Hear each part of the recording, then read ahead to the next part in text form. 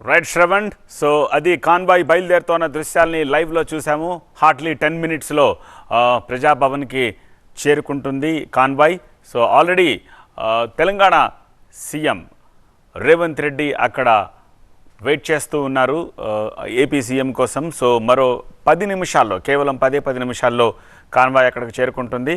So ముందు greetings అయ్యాక ఆ తర్వాత అరౌండ్ 6:15, 6:30 ఆ ప్రాంతంలో మీటింగ్ స్టార్ట్ అయ్యే అవకాశం కనిపిస్తోంది. సో తెలుగు రాష్ట్రాల సీఎంల భేటీ నేపథ్యంలో ఇప్పుడు అందరి చూపు ప్రజాభవన్ వైపే ఉంది.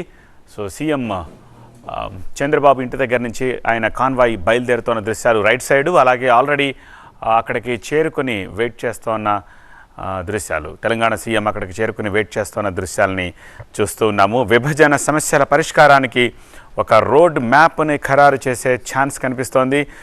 దశాబ్ద కాలంగా అపరిష్కృతంగా ఉన్న అనేక సమస్యలు ఈ మీటింగ్తో సాల్వ్ అవుతాయని ఆశాభావం వ్యక్తం చేస్తున్నారు. అట్లీస్ట్ ఇదొక ముందడుగు అవుతుంది, ఇదొక తొలి అడుగు అవుతుంది. ఇక్కడి నుంచి ఒక్కొక్క సమస్యకి ఎలా అడ్రస్ చేయాలి, ఏం చేయాలి, ఎలా ముందుకు తీసుకెళ్ళాలి అనే అంశం మీద ఒక క్లారిటీ ఇవాళ రాబోతున్నట్టుగా తెలుస్తోంది.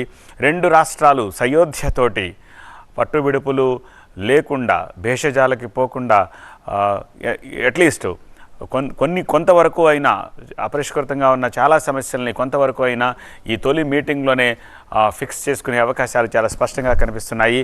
సొంత ఎజెండాలతో రాజీ పడకుండా ఉమ్మడి ఎజెండాపై కలిసికట్టుగా పోరాడాలని సీఎంల సమావేశంలో తెలంగాణ ప్రతిపాదించే అవకాశం కూడా ఉంది. ఈ విభజన సమస్యల పరిష్కారం కోసం రెండు రాష్ట్రాల మధ్య అధికారులు, మంత్రులతోటి కమిటీలు ఏర్పాటుపై కూడా నిర్ణయం తీసుకోబోతున్నారు. ఆయా కమిటీలు జటిలంగా దశాబ్ద కాలంగా ఉన్న ఆ ఇష్యూస్ని అడ్రస్ చేసి రాబోయే రోజుల్లో వాటికి ఒక పరిష్కారం సూచించే దిశగా ముందుకు వెళ్ళే అవకాశం ఉంది.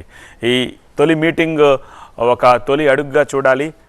దీని తర్వాత కూడా అనేక ఫర్దర్ మీటింగ్స్ ఉండే అవకాశం లేకపోలేదు. సో ఇష్యూస్ అన్నీ సెటిల్ చేసుకుంటూ రెండు రాష్ట్రాలకి, రెండు రాష్ట్రాల తెలుగు ప్రజలకి ఎటువంటి అన్యాయం జరగకుండా, లేకపోతే పరస్పర అవగాహనతోటి ఒప్పందాలు చేసుకుని ఆ సమస్యల్ని పరిష్కరించుకుంటూ రెండు రాష్ట్రాలు ముందుకు వెళ్ళేలాగా ఒక ఎజెండాని క్యారీ చేసే అవకాశం ఈ మీటింగ్లో మనకి కనిపిస్తోంది.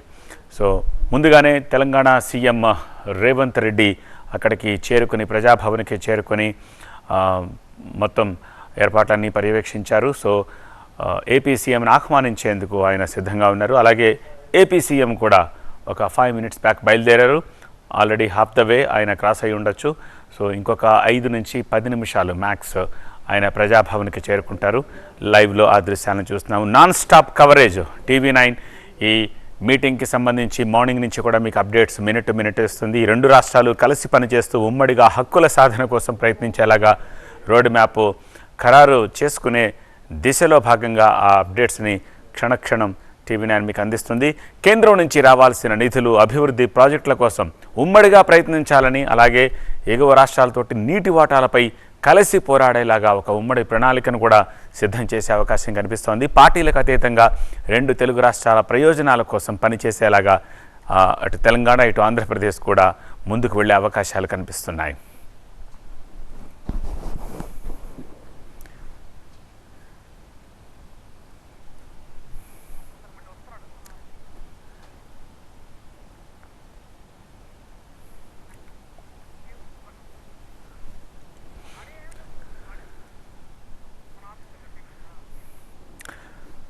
రైట్, సీఎం చంద్రబాబు కాన్వాయ్ వడివడిగా అక్కడి నుంచి కదులుతోన్న దృశ్యాలను చూస్తున్నాము.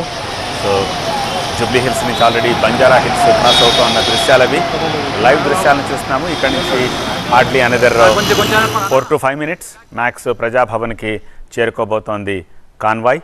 లైవ్ దృశ్యాలవి. సో ప్రజాభవన్లో సీఎం చంద్రబాబు నాయుడిని ఆహ్వానించేందుకు, ఇన్వైట్ చేసేందుకు అక్కడ తెలంగాణ సీఎం రేవంత్ రెడ్డి, అలాగే ఉప ముఖ్యమంత్రి భట్టి విక్రమార్క, మరికొంతమంది మంత్రులు అండ్ ఉన్నతాధికారులు అంతా కూడా సిద్ధంగా ఉన్నారు. సో రెండు రాష్ట్రాల మధ్య జటిలంగా ఉన్న సమస్యలకు సంబంధించి ఆల్రెడీ సీఎం, అలాగే డిప్యూటీ సీఎం, ఇతర మంత్రులు, ఉన్నతాధికారులు అందరూ కూడా ఒక మీటింగ్, సుదీర్ఘమైన మీటింగ్లో డిస్కస్ చేశారు. పాయింట్ వైజ్ ఏమేమి అపరిష్కృతంగా ఉన్న సమస్యలు ఏంటి, వాటిని ఎట్లా ఇప్పుడు ఈ మీటింగ్లో ప్రస్తావించాలి అన్నదానికి సంబంధించి. సో